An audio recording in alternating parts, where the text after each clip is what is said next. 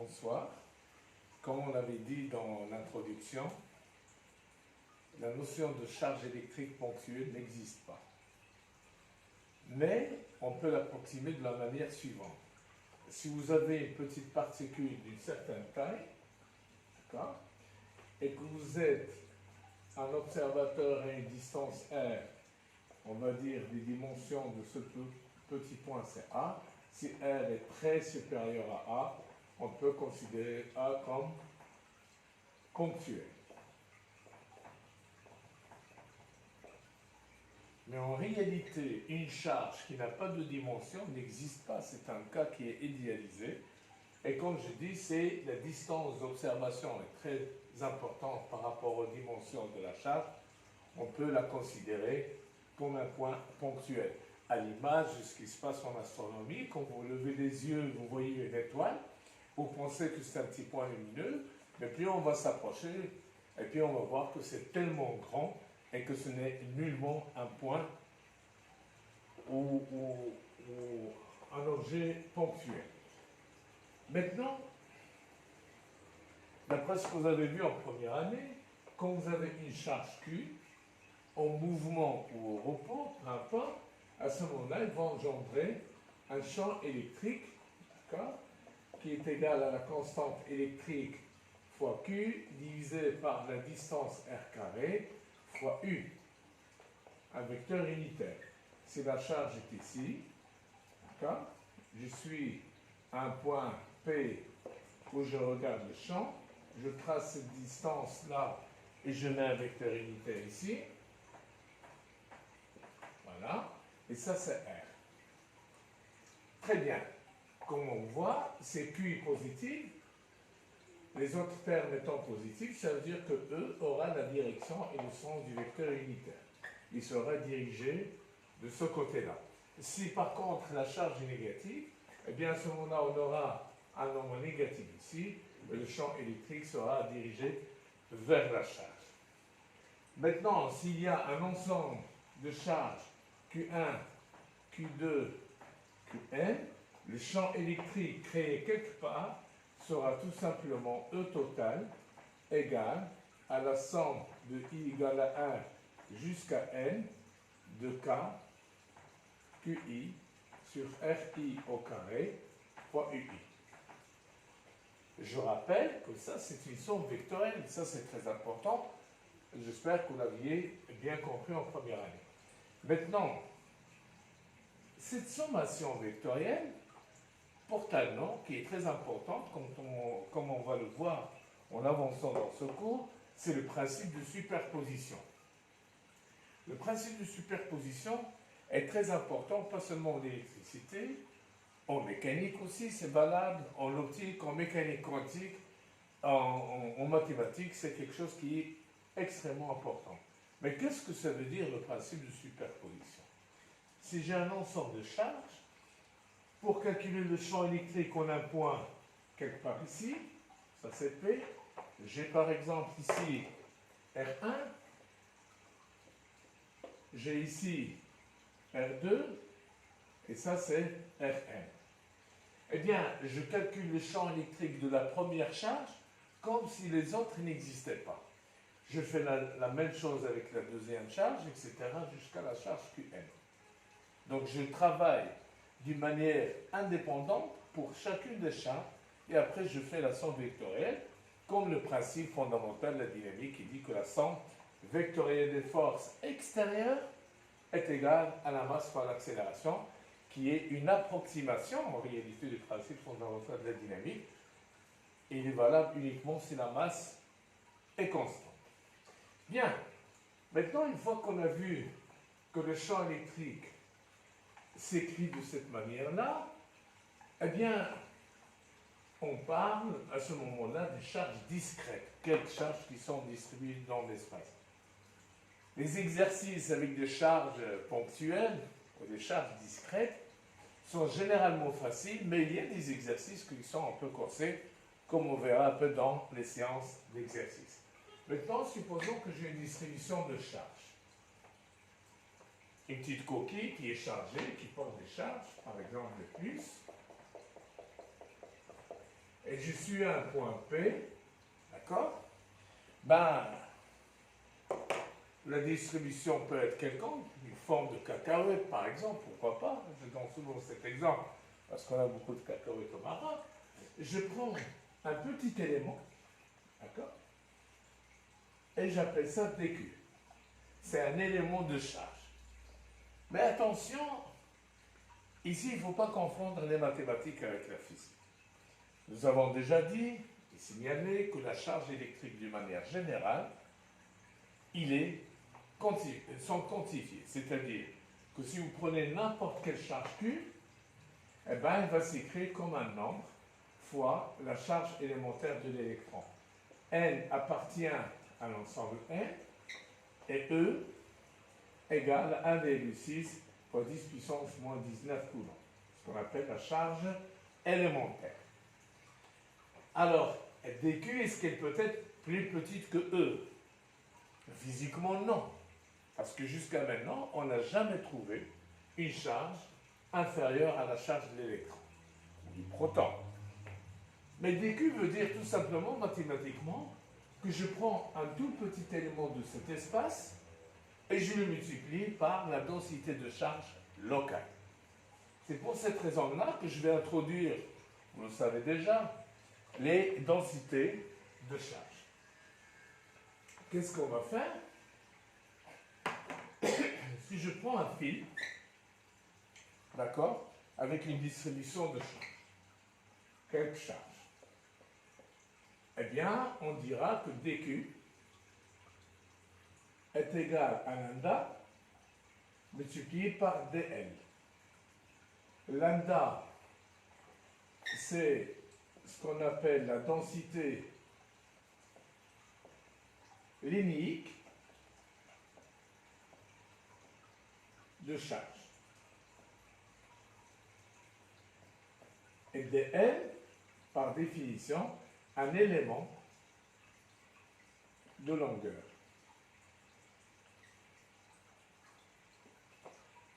Du fil charge, bien sûr. Et lambda se mesure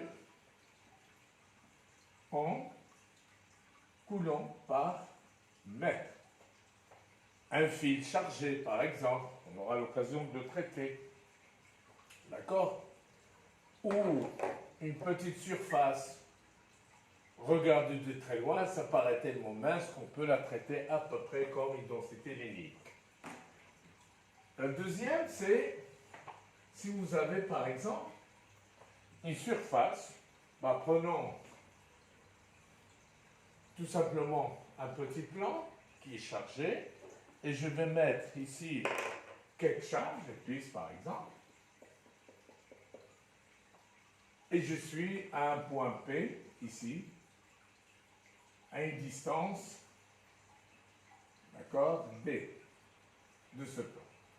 Et on me demande de déterminer la distribution de charge. Et bien à ce moment-là, qu'est-ce qu'on va écrire? Tout simplement que dQ est égal à sigma fois ds. Sigma, c'est la densité surfacique de charge, bien sûr, et sigma est donné en coulombs par mètre carré. Bien. Cette densité surfacique, on va la retrouver tout le temps. Par exemple, quand vous avez une sphère conductrice, fatalement, elle aura une densité surfacique. Comme on le verra, toutes les charges vont se mettre sur la périphérie, sur la surface de la sphère, et il n'y aura rien à l'intérieur. Et la dernière, et qui est très importante aussi, si vous avez un volume, voilà, d'accord, et il y a des charges à l'intérieur, un peu partout, d'accord, et on le regarde à une distance des données, et à ce moment-là, on va avoir dQ est égal à ρ, on appelle ça ρ, fois dV. Ρ, par définition, c'est la densité volumique de charge. Et ρ est les données en coulomb par mètre au cube. Donc, on a vu les charges discrètes, ce qu'on appelle les charges ponctuelles, la densité linéique, la densité surfacique et la densité volumique. Maintenant, que font ces densités? Eh bien, je reviens à mon premier schéma ici. Supposons que c'est une surface, eh bien, qu'est-ce qu'on va avoir? On va avoir, on l'avait vu pour une charge ponctuelle, on a K, Q divisé par R carré fois U. Maintenant ici, je vais avoir, pour un point P avec une distance R, dE, un élément du champ électrique, c'est-à-dire un champ électrique infinitésimal, qui est égal à K dQ sur R carré. Et je mets U ici. U, c'est un vecteur qui est donné ici. Si dQ est positif, je vais avoir un champ qui est dirigé dans la direction du sens du vecteur unitaire U, d'accord? Que certains vont appeler ER, que certains vont appeler vecteur K, peu importe. Ce qu'il faut comprendre, c'est que le champ est dirigé de l'élément de charge vers le point P avec un vecteur qui est dans la direction du segment de droite qui joint dQ et le point P. Bien, quel est le champ électrique à ce moment-là? Le champ électrique total est égal à l'intégrale, d'accord, de dE. Et ça, c'est égal à K, l'intégrale de dQ fois U sur R carré. J'intègre sur quoi? Ben, bien sûr, si j'ai une surface, ben, ce sera une intégrale, d'où l'intégrale de surface. Si c'est linéique, ben, je vais avoir ici dQ, c'est lambda, dL, etc. Et j'intègre sur toute la longueur. Et si c'est un volume, ben, je vais intégrer une triple intégrale sur le volume. Donc, ça dépend de la situation dans laquelle on travaille. Remarquez une chose, la chose la plus compliquée ici, c'est que c'est une intégrale vectorielle quand même. Donc, il va falloir décomposer. Il y a des paramètres angulaires et généralement, c'est assez compliqué. Maintenant, une charge dQ, un élément de charge dQ, va créer dE, qui est égal, comme on a dit, à K dQ sur R carré fois U. Et une charge ponctuelle Q va créer un champ électrique, comme vous le savez. Ici, c'est le principe de superposition, mais ici aussi, c'est un principe de superposition. La différence nette, c'est qu'ici, il s'agit de charges discrètes, une par une, réparties dans l'espace. Ici, il s'agit d'une distribution qui est continue. Donc, c'est une somme continue, c'est ça les intégrales en réalité, mais c'est vraiment une illustration très jolie du principe de superposition. On aura tout le temps d'en parler pendant ce cours d'électromagnétisme.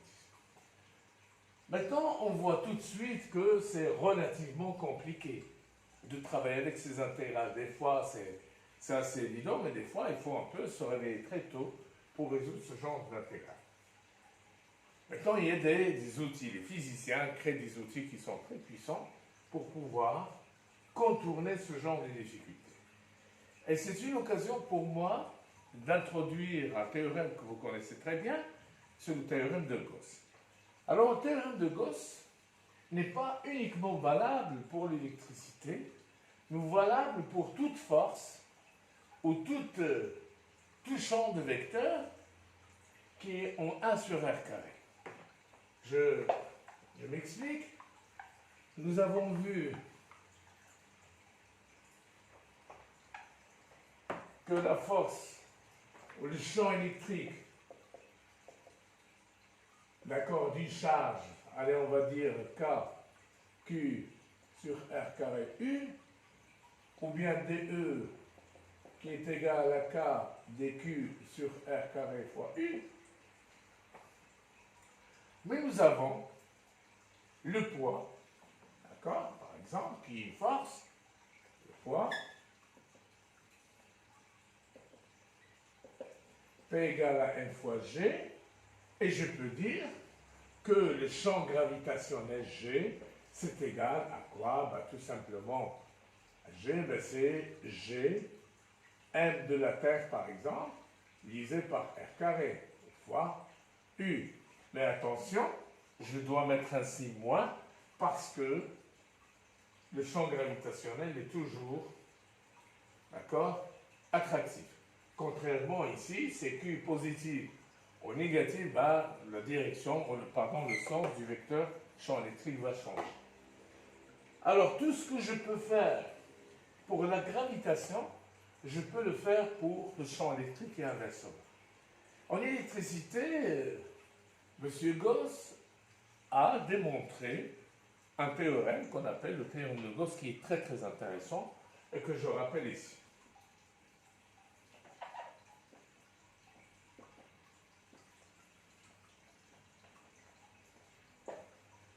Le théorème de Gauss, c'est quelque chose d'extrêmement important, non seulement en électricité, mais aussi dans la gravitation. Est-ce que c'est un cadeau de la nature que la force gravitationnelle et la force électrique dépendent de 1 sur R carré, l'inverse du carré de la distance? Ben, en tout cas, puisque c'est comme ça, ce qu'on appelle les forces centrales en réalité, eh ben, ça permet de développer ce genre de théorèmes et qui vont nous faciliter le calcul des champs électriques. Donc le théorème de Gauss, il est là uniquement pour le calcul du champ électrique ou du champ de gravitation. Il l'utilise tout le temps en astrophysique. Bien, c'est quoi le théorème de Gauss? Je rappelle avec des mots que veut dire le théorème de Gauss et je vais décortiquer un peu chaque partie de cette définition. Le théorème de Gauss dit que le flux total du champ électrique ou du vecteur champ électrique à travers les surfaces fermées est égal à la quantité de charge qui est enfermée par cette surface divisé par la permissivité du vide epsilon 0. Alors je peux l'écrire rapidement de cette manière. Le flux total du champ électrique à travers une surface fermée est égal à la quantité de charge à l'intérieur de cette surface divisé par epsilon 0, qui est la permittivité du vide que vous connaissez. Donc si j'ai un volume quelconque,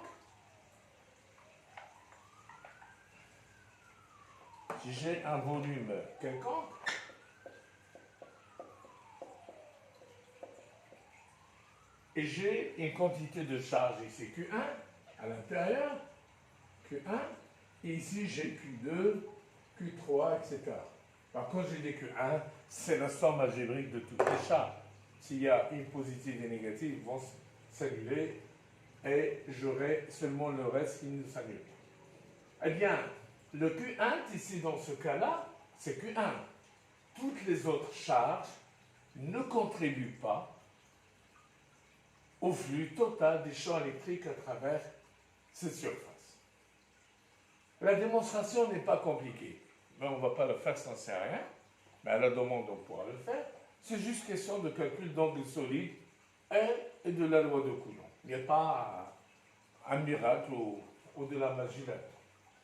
Mais c'est un théorème qui est tellement important parce qu'il va me permettre de me focaliser sur ce qui se passe à l'intérieur de la surface fermée qui m'intéresse. Mais attention, mettons-nous d'accord. Le flux du champ électrique, le flux total du champ électrique, c'est quoi le flux? C'est la quantité d'un champ de vecteurs qui traverse une surface donnée. Quand on se met au bord d'une route, ici à Tanger, là on voit un certain nombre de voitures, comme un certain muret imaginaire et je vois le nombre de voitures qui passent et on me demande de calculer le flux, combien de voitures qui passent. S'il n'y a pas de mouvement, ben, il n'y a pas de flux. Si les voitures étaient arrêtées, ben, le flux sera nul tout le temps. Donc c'est qu'il y a une circulation quelque part d'un champ de vecteurs, on reviendra là-dessus. Les vecteurs, on les appelle vecteurs parce qu'ils se propagent, ils peuvent se déplacer, on peut faire des translations, des rotations. Le flux, par définition, et ça vous le savez, c'est le flux égal au produit scalaire de E et d'un élément de surface. Pourquoi? Quand vous avez une surface plate comme ce tableau, j'ai des vecteurs qui passent dans ces directions par exemple, eh bien il suffit de faire le produit scalaire de ce vecteur avec l'élément ou la surface orientée. Alors la surface, quand j'achète un petit terrain de 100 mètres carrés, je ne dis pas que c'est un vecteur, c'est juste un scalaire. Mais qu'est-ce que ça veut dire une surface vectorielle? Ben, ça veut dire tout simplement une surface que j'ai orientée. Par exemple, je mets ici une espèce de plan imaginaire. Tout ce qui entre, je vais le compter positivement, et tout ce qui sort, je vais le compter négativement. Par exemple, question de débit, entrant et sortant. Donc je peux fabriquer un vecteur avec une normale dans ces directions, d'accord? Et je dis que ça, c'est un vecteur surface orienté de la droite vers la gauche. Alors, dessinons pour voir un peu de quoi il s'agit. Si j'ai par exemple une sphère, d'accord, je peux dire que chaque petit bout de la sphère, je l'appelle ds, et je lui mets un vecteur unitaire que j'appelle n. C'est un vecteur n perpendiculaire à l'élément de surface ds. Ben, si j'ai un plan, par exemple, comme cette brosse, j'ai un plan qui est vraiment plat, eh ben, je peux mettre un vecteur unitaire dans ce sens-là, que j'appelle n, et celui-là, au lieu de s'appeler s, je vais l'appeler le vecteur s, orienté, par exemple, de la gauche vers la droite. C'est ça ce que ça veut dire une surface orientée. Alors, le flux à travers une surface fermée. Si je prends un carré, ben ce n'est pas une surface fermée. Ni un cercle, ni un triangle, ni un rectangle. Une surface fermée doit enfermer, contenir un volume. Si vous prenez un cube, c'est une surface fermée. Un parallélépipède, c'est une surface fermée. Une sphère, d'une manière générale, c'est une surface fermée.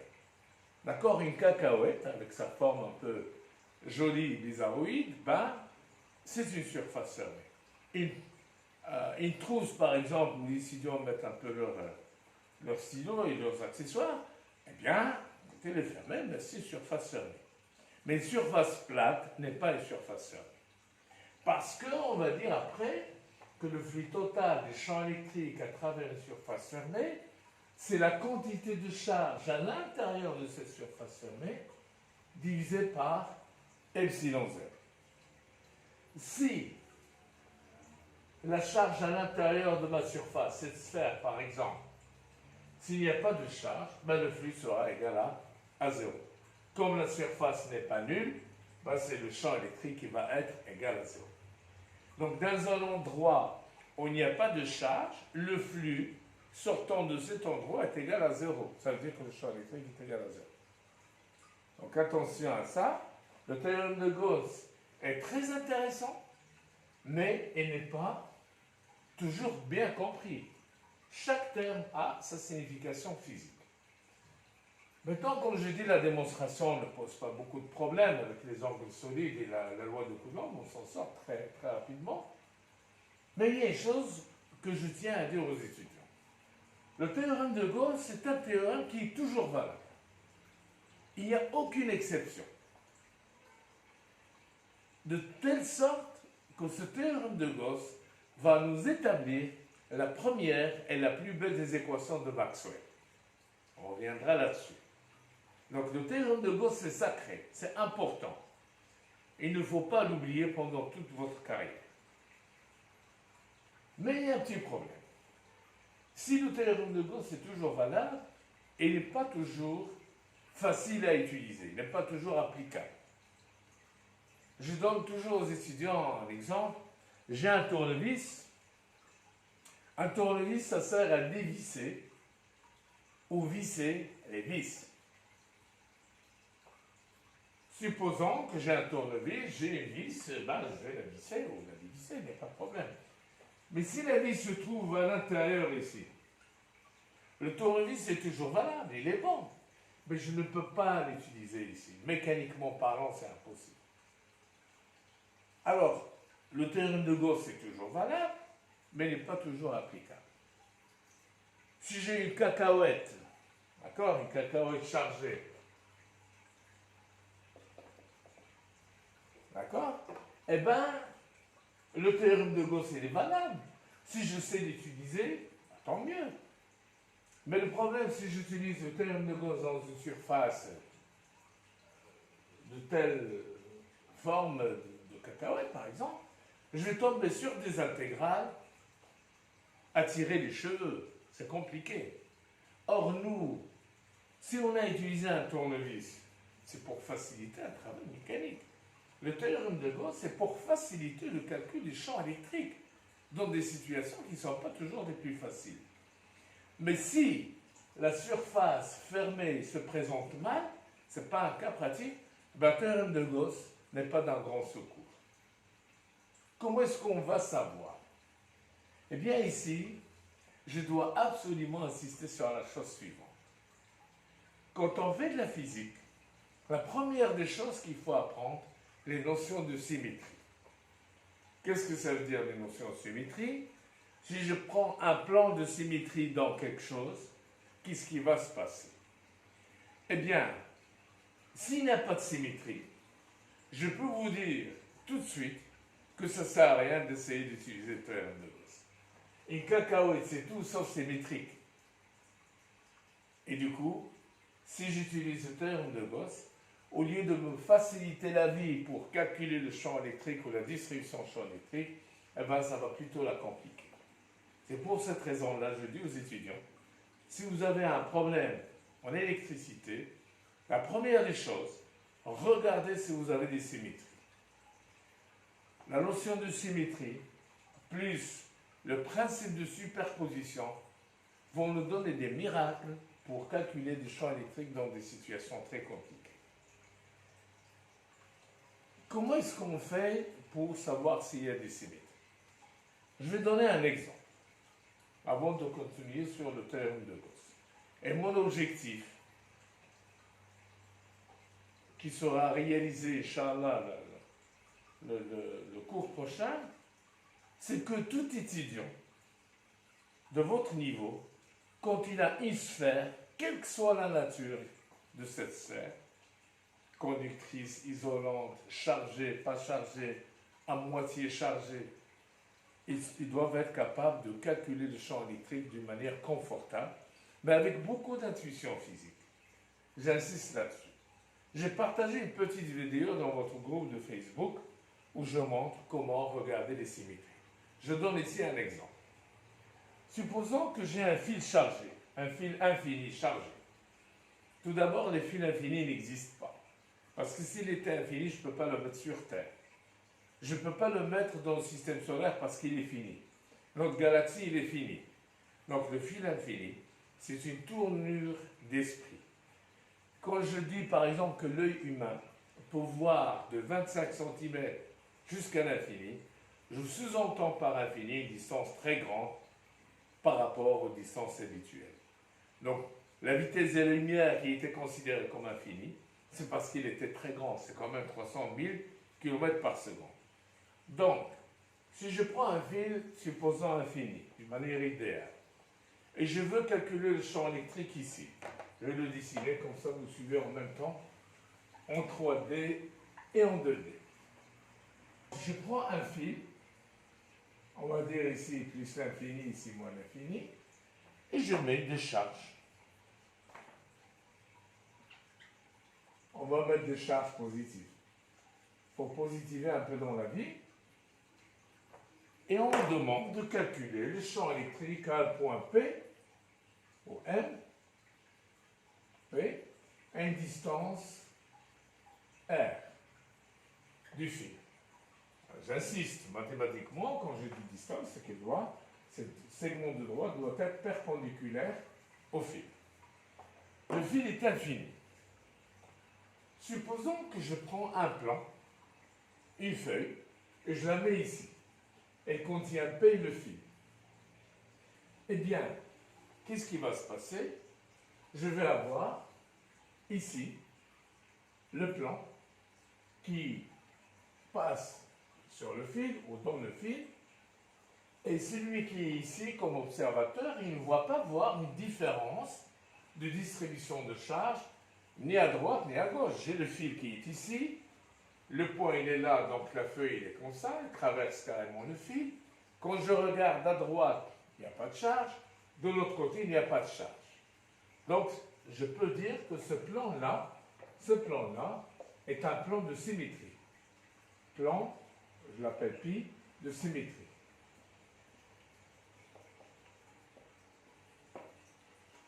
Bien, prenons un autre plan, cette fois-ci perpendiculaire à ce tableau. Donc il est comme ça. Si je montre le fil en 3D, il est là. J'avais un plan qui contenait le point P et le fil. Maintenant, je mets un plan perpendiculaire, mais qui contient P. Donc, je fais quelque chose comme ça. Ici, il est perpendiculaire. C'est aussi un plan de symétrie parce que le fil, il est là. Moi, je suis ici sur le point P. Quand je regarde en haut, je vois une infinité, une longueur infinie chargée positivement. C'est infini. Et de l'autre côté, c'est la même chose. Donc, je peux dire que c'est un plan symétrique. D'accord? Plan perpendiculaire au fil est aussi un plan de symétrie.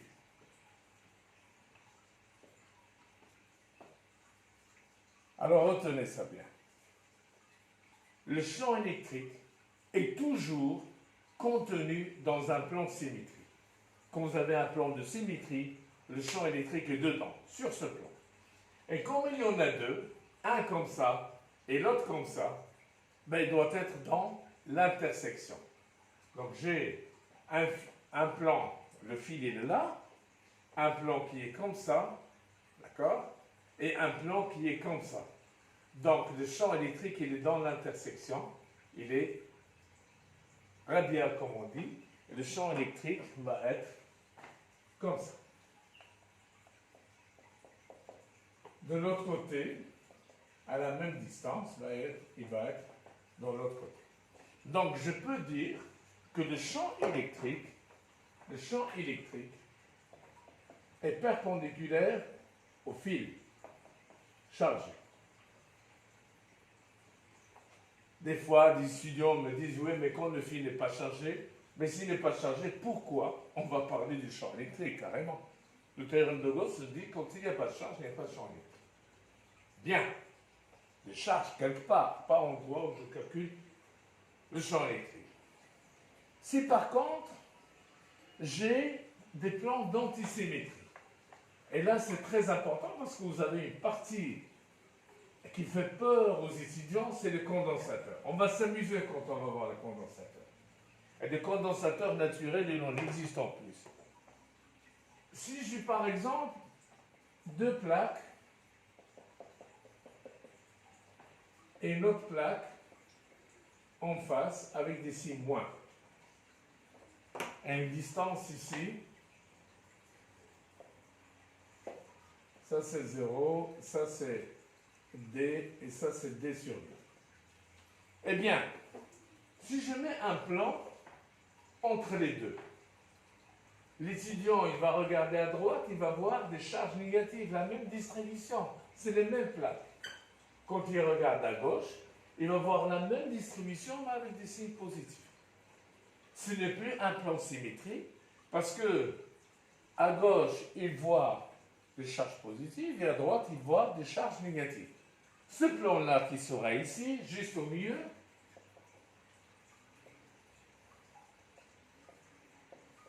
ça c'est un plan d'antisymétrie. D'antisymétrie.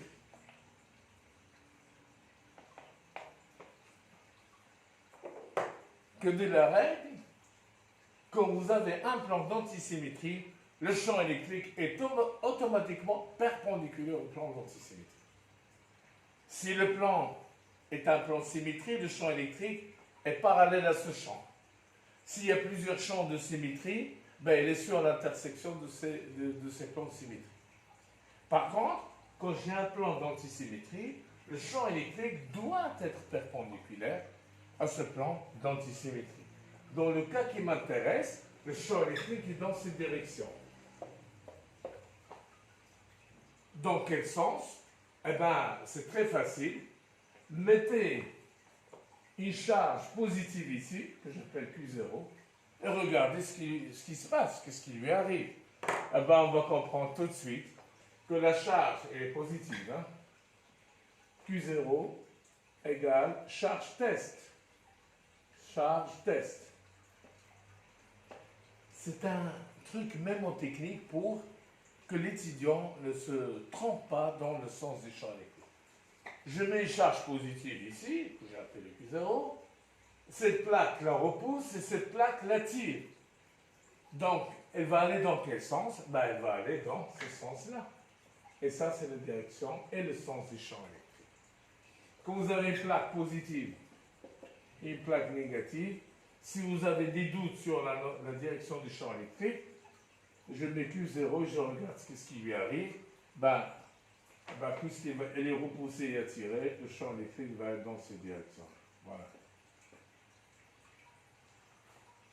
Et ça, c'est déjà un préalable pour les condensateurs plans qu'on aura l'occasion de voir.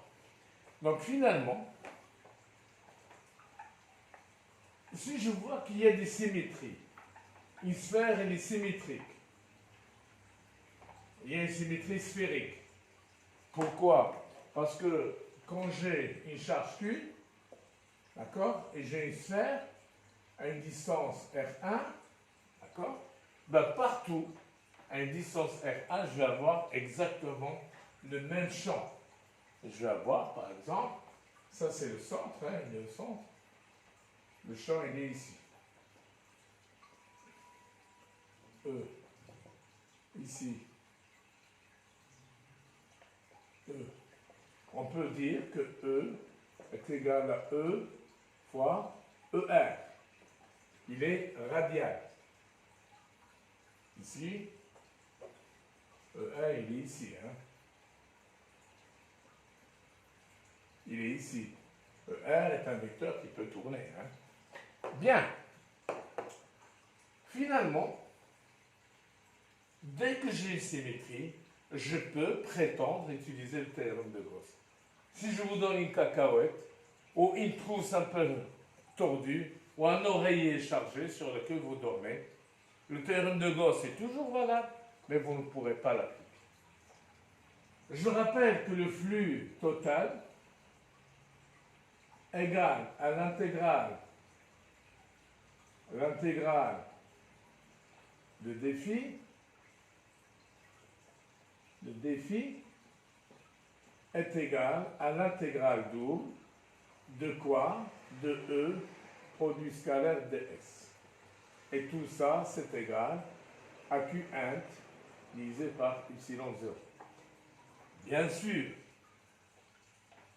je divise par epsilon 0 si je calcule le champ électrique en un point où il y a le vide ou l'air. Si je calcule à l'intérieur d'un isolant, par exemple, il va falloir changer epsilon 0 et mettre la permittivité électrique du milieu considéré. Finalement, le théorème de Gauss, qui est démontré, qui a été appliqué dans plusieurs situations, et ça marche parfaitement bien, à condition que l'étudiant soit capable, au préalable, de déterminer la symétrie. Je fais une application du théorème de Gauss, et puis on laissera le reste sur l'utilisation du théorème de Gauss dans les cas des sphères, etc., cylindres et tout ce qu'il faut, pour entamer le potentiel électrique. Supposons que j'ai une charge ponctuelle, Q. On va dire qu'il est supérieur à 0. On me demande de calculer le champ en endroit P. Qu'est-ce que je fais? Il faut dessiner une surface de Gauss. Attention, la surface de Gauss n'a strictement rien à voir avec la réalité. C'est une surface fictive, c'est moi qui l'invente pour pouvoir faire un exercice. La vis n'a rien à voir avec le tournevis. C'est un outil pour utiliser. D'accord? Ce n'est pas fait de la même manière. Donc, supposons que j'ai une distance R, je trace une sphère. Pourquoi une sphère? Parce que j'ai une charge là, et que je regarde à 1 mètre le champ électrique, il n'y a aucune raison physique, naturelle, la nature est juste, elle est correcte. À 1 mètre de distance ici, je vais avoir le même module du champ électrique, pas le même vecteur. Celui-là, il pointe de ce côté, et celui-là, il pointe vers moi. Si je viens en haut, à 1 mètre, j'aurai la même norme du vecteur champ électrique, mais qui pointe dans une autre direction. Comme à la même distance autour de la charge, c'est la même chose, on parle de symétrie sphérique. Par conséquent, il va de soi que la surface de Gauss va être une surface sphérique. Surface de Gauss est sphérique. Implique quoi? Tout simplement parce que symétrie, d'accord? Sphérique, d'accord? Quel que soit R choisi, on a E égale constante. Voilà ce que ça veut dire. Eh bien, appliquons le théorème de Gauss. J'ai phi qui est égal à l'intégrale sphérique de E ds. D'accord? Est égal à Q int sur epsilon 0. On va dire ici qu'il y a l'air. Bien. Prenons ds ici. C'est juste une petite calotte ici. D'accord? Qui est orientée avec son petit vecteur n. Donc, qu'est-ce que je peux dire? Que ds, c'est égal à ds fois n. Avec n égale à 1, la norme. Et on a dit que E, il est radial. D'accord? Alors, E s'écrit comme E, la norme, fois ER. Mais ici, N est égal à ER. Même direction, unitaire, même sens, etc. Du coup, je peux dire, et avec ça, je vais terminer, je vais écrire que phi est égal à l'intégrale de E fois n, produit scalaire ds fois n. Et ça, c'est égal à quoi? À, ça c'est la norme, hein? C'est égal à l'intégrale de E fois ds sur toute la surface fermée, mais qui est sphère, hein? Bien. Or, R choisi, le rayon choisi, implique E, la norme, égale à E, égale constante. Donc, ceci implique que le flux total, c'est égal à l'intégrale je sors le E ici, je vais avoir ds sur toute la surface fermée. Surface fermée. Mais c'est quoi l'intégrale de la surface fermée? Mais c'est la surface de toute la sphère. C'est égal à quoi? Ceci implique que phi est égal à E fois 4pi r carré. Ben, puisqu'on a choisi petit r, on va mettre r carré. Du coup, qu'est-ce que je vais avoir? Q1, c'est quoi Q1? Ben, Q1, c'est la charge qui est à l'intérieur de la sphère, c'est Q. Donc je vais avoir phi qui est égal à E fois 4pi r carré est égal à Q divisé par epsilon 0. Ceci implique que E est égal à Q sur 4pi epsilon 0 et r carré. Et ça, c'est égal, implique E, égal à K fois quoi? Fois 1 sur r carré. Q sur r carré. Si j'ajoute le vecteur unitaire, d'accord, moi je vais mettre ici ER, tout simplement. Or, ça c'est quoi comme champ? C'est le champ électrique d'une charge ponctuelle, d'accord, placée, regardez, calculée à une distance R. On le connaît. Donc le théorème de Gauss, donne exactement le même résultat que la définition même du champ électrique. Et on verra comment on va l'appliquer dans des situations compliquées. Attention, je répète une dernière fois, s'il n'y a pas de symétrie, il ne faut même pas essayer le théorème de Gauss. Et je finis en vous disant que le théorème de Gauss, il est toujours valable. C'est l'une des équations fondamentales de la physique actuellement. D'accord? Et malheureusement, on ne peut pas l'appliquer s'il n'y a pas de symétrie. Donc l'étudiant de deuxième année doit d'abord se familiariser avec les symétries. Et j'attends vos questions à la vidéo prochaine, Inch'Allah. Je vous remercie.